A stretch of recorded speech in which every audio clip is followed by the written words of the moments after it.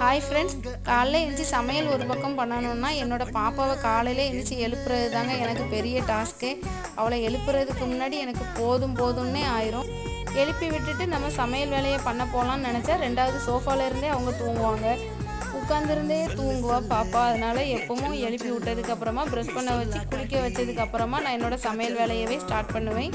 இன்றைக்கி மதிய லஞ்சுக்கு வந்து சாதம், பச்சை பயிறு குழம்பு, வேக வச்ச முட்டை. இதுதான் ஸ்நாக்ஸு. பயிரில் கொஞ்சம் நாட்டு சக்கரை தூவி கொடுத்து விட்டாச்சு இன்றைக்கி அவங்களுக்கு.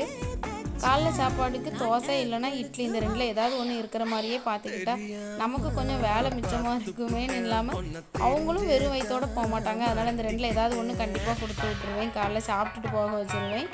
வெறும் வயிற்றோடு அனுப்ப மாட்டேன். பையன் தான் இன்றைக்கி பாப்பாவுக்கு சாக்ஸ் எல்லாமே போட்டு விட்டுட்டு இருந்தான்.